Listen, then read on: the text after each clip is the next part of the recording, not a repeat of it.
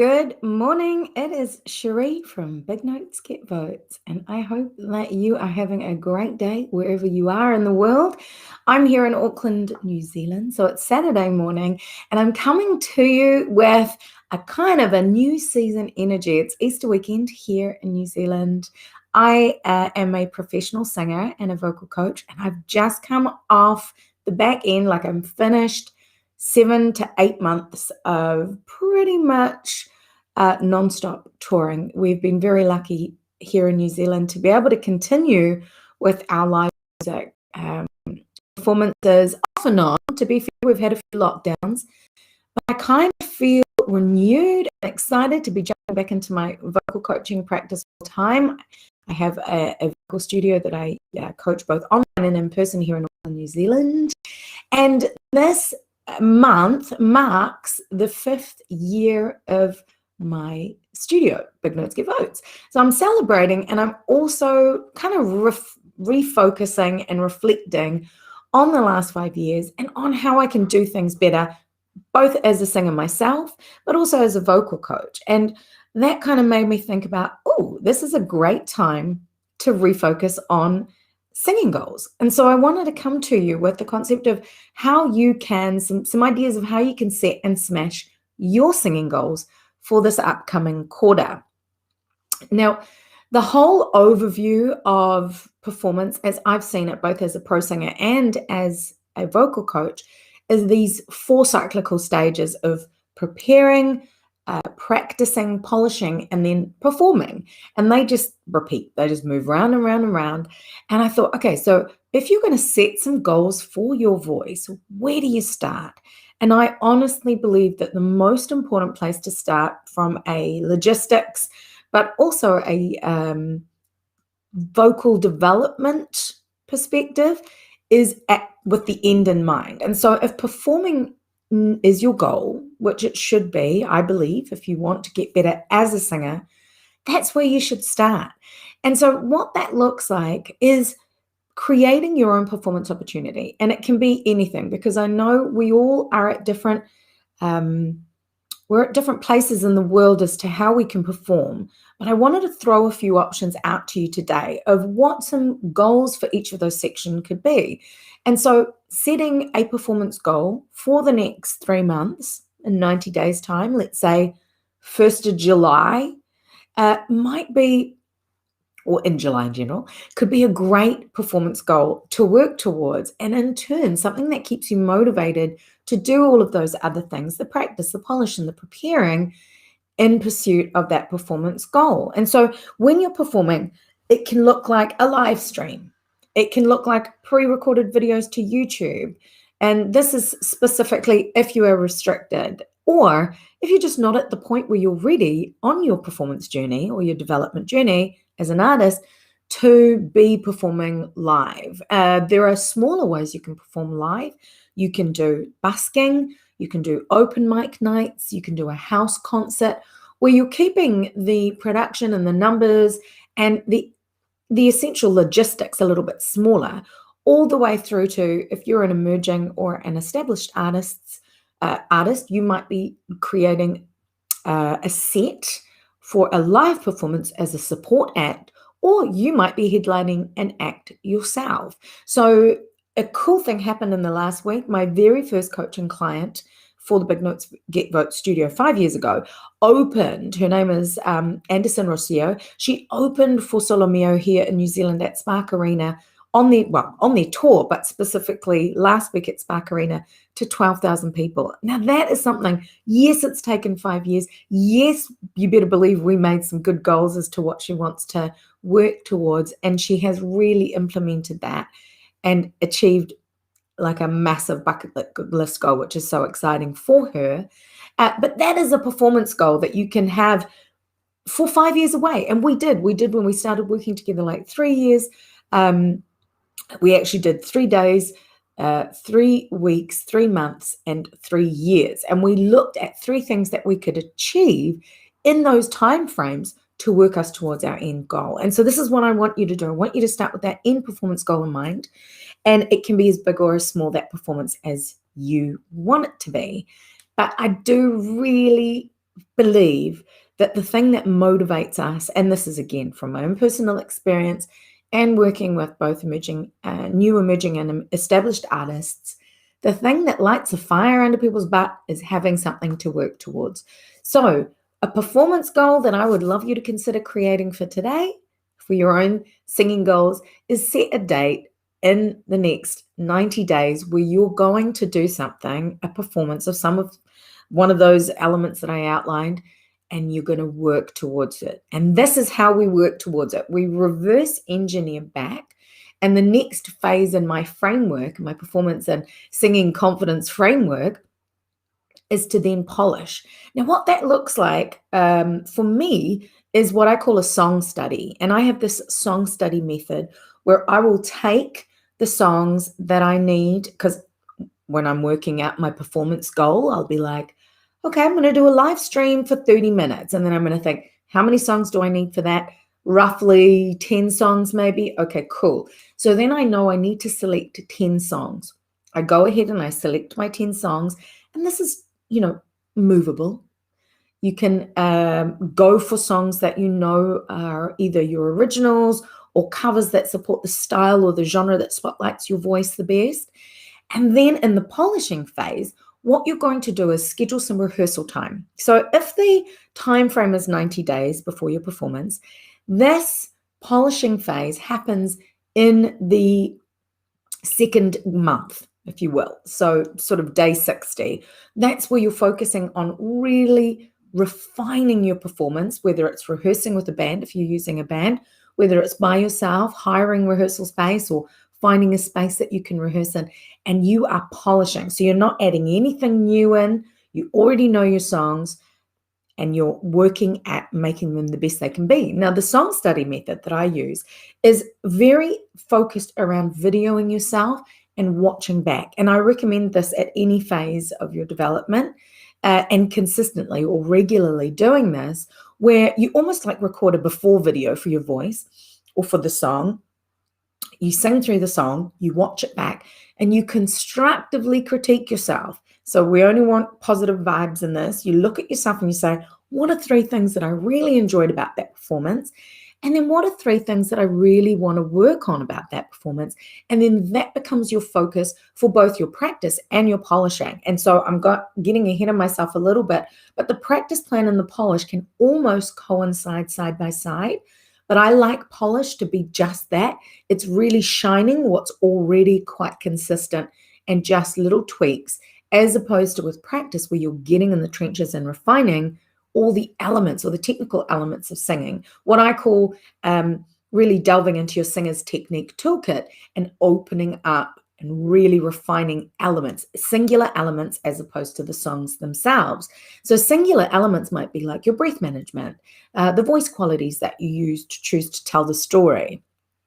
And that will happen in your practice plan. So once you've set a date for your performance, then you consider creating at least a month. Now, in an ideal world, I do slightly bigger shows, so I'm only doing a few songs at a time, in the sense of between 3 and say 12 to 13. So I like to take a month with each song and really do the deep dive, the song study method, onto each of them, videoing myself, watching myself back. And that is my polish, but also an element of practice to a degree. It feeds what I need to practice. So once you've got your polish phase down, and I have this song study method outlined, I'll pop links to that in the description box so you can follow along exactly what I do. Once I know what I need to be polishing, once I've decided on my songs, my performance date, then I go in the trenches and I take a deep dive and I practice. And so I have a practice plan template in a vocal journal, or practice plan journal, I should say, that I will also share with you. And it's an outline of what I believe is an ideal and effective practice plan. It involves just a top to bottom outline of what to do and when to do it. And that includes things like warming up your voice and then allowing an element of time for spotlighting technical elements. You can also do your song study practice or your polish as part of your practice plan, but the practice elements could be something like running scales or working on developing particular voice qualities or isolating control over particular areas or particular vocal structures that you know are challenging. So for me, I have a very active jaw and a very active tongue when I sing. So when I'm focused in my practice, I'll work at relaxing those. When it comes to ear training or agility training, I will utilize scales to sing along to, and something that I've found challenging in both those two areas is shaping an R vowel, so I work at that quite hard, and then also major descending second intervals. I find this out because I sing songs and I spotlight what I find challenging consistently, and that becomes a part of my practice plan. And so when you're polishing, that often informs what you need to practice or really hone in on and isolate to be able to kind of really iron out any creases, troubleshoot, and then you formulate or you add that to your polishing routine, and it helps you to kind of streamline the entire performance because you know you've spotlit and troubleshooted exactly what you find challenging rather than just glossing over it and not paying any attention to it. Now, a disclaimer on that with the practice is that I do think it's important to also sing songs as part of your practice that you are really good at, just to remind you when you're in the trenches of the fact that it's meant to be fun, singing's meant to be fun, and that you are good. You know, you're already doing all this great work with singing that sometimes when you're spotlighting on troubleshooting, it can feel like you're the worst singer in the world. So I want you to remember to balance things out, sing for fun, listen to music as part of your practice plan, read some inspirational books, watch Netflix documentaries about artists, and get inspired. Stay inspired as part of your practice. The logistics, like what a practice plan goal might look like, is 1 to 5 times a week, 15 to 60 minutes. I like to use the kind of exercise analogy with vocal stamina when you're building up to or working towards something. It doesn't matter where you are in your development journey. If you're not performing regularly, you aren't as gig fit, or if you're not singing every day in a focused practice way, your voice isn't as gig fit as it could be, and you need to work at your vocal stamina. So starting out once a week and then building it up to 5 times a week, starting for 15 minutes and building it up to 60 minutes is great. Now, if you're Beyonce, you might be doing more than 60 minutes a few times a week leading into your Coachella performance, but you have to just remember that is what she's doing for this massive performance, and you need to personalize your practice, just like if you were going to the gym and you were working with a trainer and they said, what are you working towards? They would create a plan for you that you could follow that would challenge you, but would keep you moving forward, as opposed to working you too hard and then you fatigue your voice or your body and then you don't want to go back.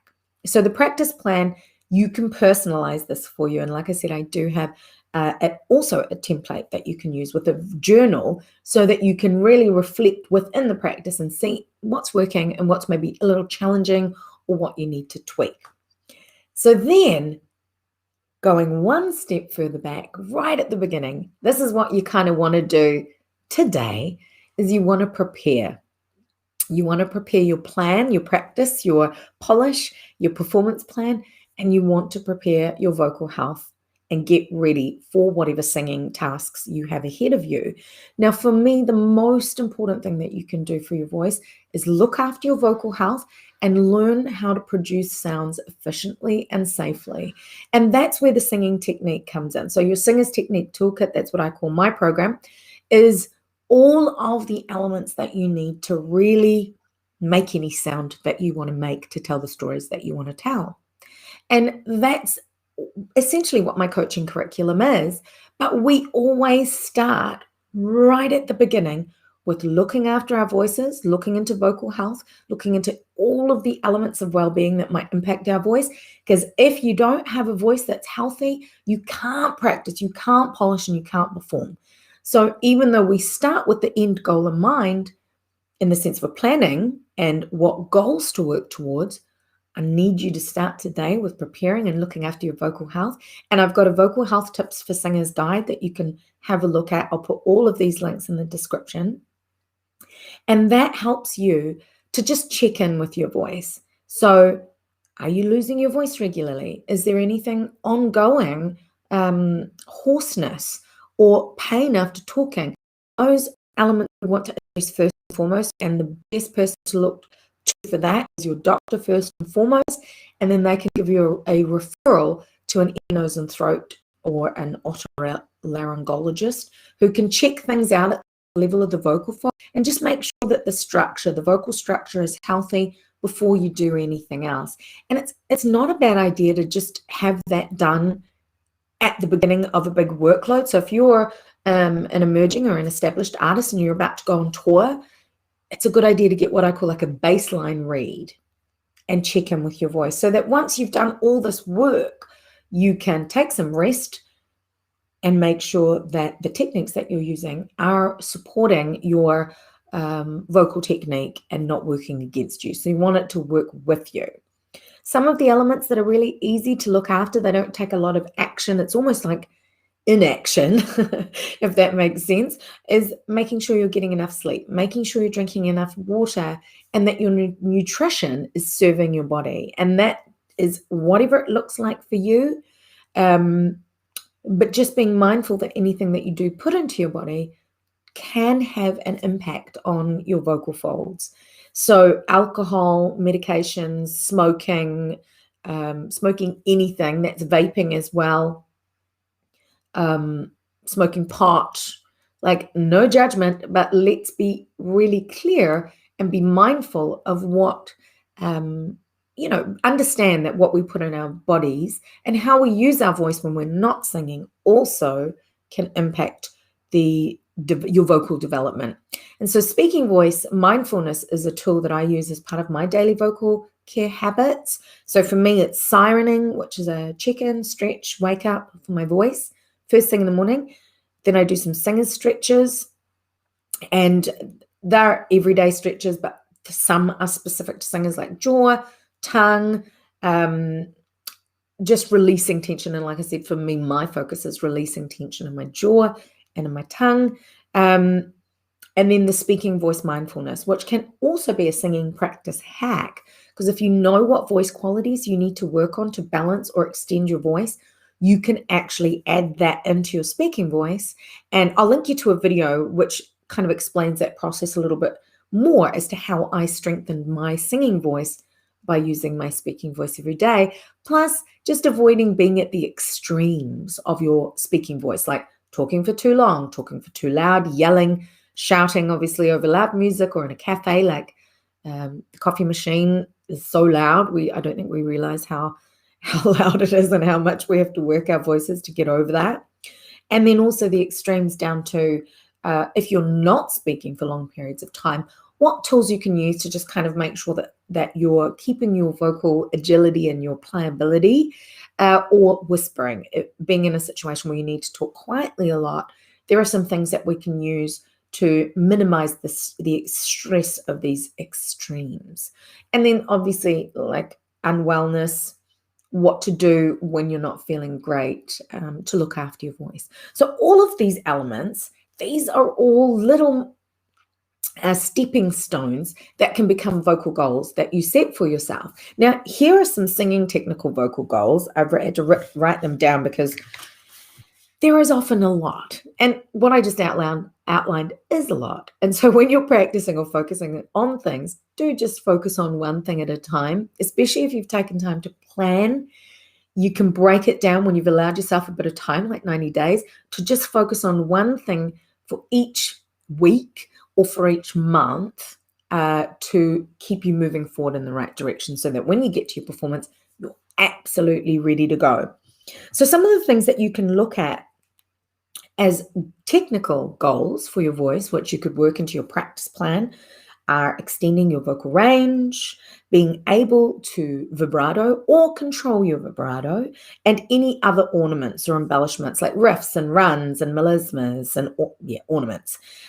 Developing your vocal stamina, your agility, exploring different voice qualities.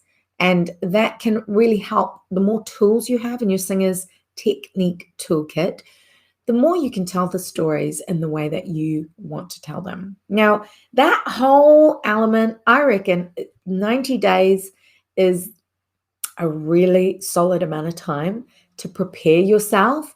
If you've got 6 months, even better. But if you're at a pinch and in a rush, I do have what I call my 14-day vocal boot camp, which gets you going, gets your voice in the vocal shape and ready for singing pretty quickly, or covers those elements. Now, I'm going to be launching that 14-day vocal boot camp again in May. So I'll pop a link to the online course waiting list. And if you want to find out about that, you want to know about it as soon as it opens, if you've got goals for the next 90 days and you need a bit of help, that's something that you can do. You can also use what I call a video performance review. I have a coaching tool that you can use where you send me a video of you singing. I watch it and I video myself giving you feedback in real time. So you get to see yourself, your video, you get to see me in a little box, and we stop and start the video and take you through it step by step and give you little tools that are specific to your song study. And that's in keeping with the song study method. So in short, what I'm saying is if you need help, I can give it to you, but make sure that you grab any of the resources that are below. Let me know what your vocal goals are. What are your singing goals for your voice for the next 90 days? Because I think I'm going to come back in 90 days and do this every 90 days, remind you and hopefully inspire you to get going. So if you like today's video, make sure you like it if you're watching over on YouTube. Subscribe to the channel because this month there's going to be a few extras. I'm going to roll out some bits and bobs to support us setting our goals. And if you're interested in getting a little bit of coaching or a bit more support, make sure you jump onto the online course waiting list and I will let you know when that is live. So looking forward to hearing your singing goals. Mine are really all about, just if you wanted to know, all about keeping my daily vocal care habits on point because I've got a big break between touring. My next tour or gigs are in July, then October. So I'm getting back into the trenches to just keep my voice at ground zero and support my singers and support you with your vocal goals. So yeah, let me know what they are below. I'll look forward to seeing and reading your comments. Have an amazing day and please go out and set some goals. Go and do it now. Do it.